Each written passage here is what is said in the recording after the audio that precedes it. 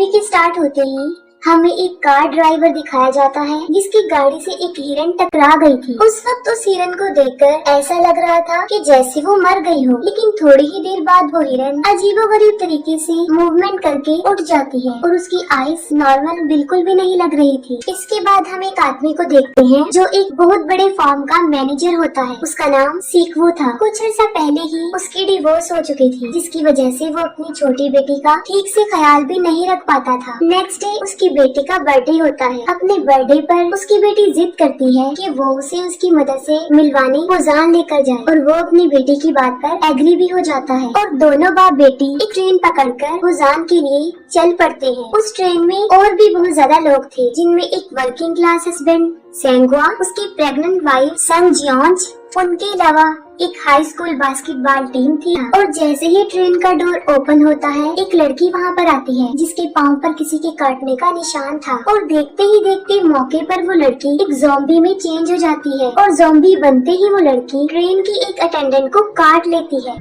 उसके काटते ही वो अटेंडेंट भी ज़ॉम्बी में बदल जाती है। बस ऐसा होते ही ये वायरस बहुत तेजी से उस ट्रेन में फैलने लगता है, जिसकी वजह से बहुत से लोग इसकी लपेट में आ जाते हैं। इस ट्रेन में ट्रैवल करने वाले कुछ पैसेंजर्स ट्रेन के उस बॉक्स को जहाँ पर ये इन्फेक्शन फैला था छोड़कर किसी दूसरे बॉक्स में चले जाते हैं और अब वो जिस बॉक्स में जाते हैं वहाँ पर ये ज़ॉम्बी इन्फेक्शन अभी तक नहीं आया था। ट्रेन की न्यूज ब्रॉडकास्ट में बताया जाता है कि ये ज़ॉम्बी इन्फेक्शन न सिर्फ उस ट्रेन में बल्कि पूरी कंट्री में फैल चुका है और मैक्सिमम लोग इसकी लपेट में आ चुके हैं। और जब ये ट्रेन किसी दूसरे स्टेशन पर जाकर रुकती है तो सारे पैसेंजर्स सिटी की तरफ भागते हैं, लेकिन बाहर निकलकर वो अपने इर्द गिर्द देखते हैं कि यहाँ तो पहले ही वो ज़ॉम्बी इन्फेक्शन पूरी तरह फैला हुआ है, जिसकी वजह से वो वापस ट्रेन की तरफ भागते हैं। ट्रेन में बैठने की भगदड़ में लोग अलग अलग डब्बों में बैठ जाते हैं। तब ट्रेन का कंडक्टर इस ट्रेन को पुजान की तरफ ले जाने का सोचता है, क्योंकि उसे रिपोर्ट मिली थी कि चंद बचे कुछ शहरों में पुजान भी एक शहर है जहाँ अभी तक ये इन्फेक्शन एंटर नहीं हो सका। सीक्वू, सेंगवा और यंगगुक ट्रेन में रास्ते ढूंढते हुए बाकी पैसेंजर से भी मिलते हैं और ये 6 के 6 लोग मिलकर ट्रेन के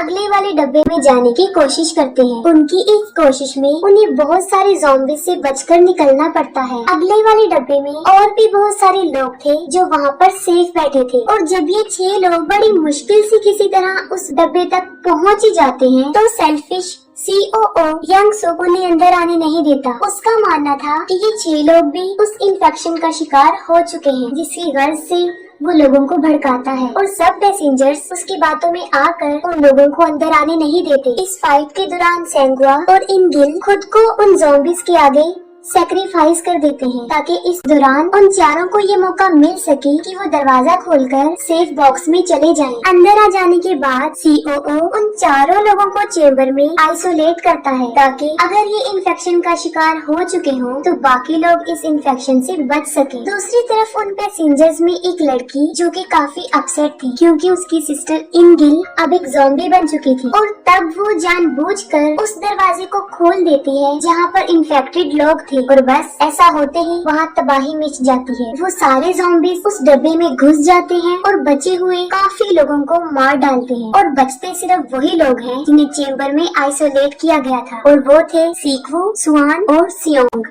इनके अलावा COO और एक ट्रेन अटेंडेंट खुद को बाथरूम में बंद करके अपनी जान बचा लेते हैं। फिर हम देखते हैं कि इस ट्रेन का रास्ता ब्लॉक हो चुका था, जिसकी वजह ये थी कि उस स्टेशन की पटरियां बंद थी और जैसे ही वो ट्रेन अपने स्टॉप पे रुकती है बचे हुए पैसेंजर्स किसी दूसरी ट्रेन की तलाश में निकल पड़ते हैं और इसी तलाश में वो सब एक दूसरे से बिछड़ जाते हैं। वो COO एक बार फिर से खुद गर्जी का मुजाहिरा करता है। वो अपनी जान ट्रेन अटेंडेंट को उन ज़ॉम्बीज़ की तरफ धक्का देकर बचाता है, जिससे वो अटेंडेंट की भी मौत हो जाती है और वो सेल्फिश यंगसुक बच जाता है। अब यहाँ पर यंगसुक वैसे तो बच गया था, लेकिन उसे एक ज़ॉम्बी ने काट लिया था और डेफिनेटली वो खुद भी अब एक ज़ॉम्बी बन चुका था और वो बचे हुए उन लोगों पर अटैक करने कर देता है। सीक्वू ज़ॉम्बी यंगसुक से लड़ता है, लेकिन इस फाइट में यंगसुक उसे काट लेता है। सीक्वू यहाँ पर समझ जाता है कि अब क्योंकि उस ज़ॉम्बी ने उसे काट लिया है तो अनकरीब वो भी ज़ॉम्बी में बदलने वाला है। ये सोचकर वो अपनी बेटी और सियोंग को इंजन वाले रूम में बंद करता है और जाने से पहले वो अपनी बेटी से अपनी लाइफ के लास्ट वर्ड कहता है। अब जाहिर है सीक्वो ने ज़ॉम्बी बन जाना था, तो जैसे ही वो फुल ज़ॉम्बी बनता है वो ट्रेन से कूद जाता है और यहाँ पर सीक्वो काफी इमोशनल हो जाता है और वो मरते हुए भी उन मोमेंट्स को याद करता है जब उसकी बेटी बिल्कुल छोटी सी थी और उसने उसे अपने हाथों में उठाया था। और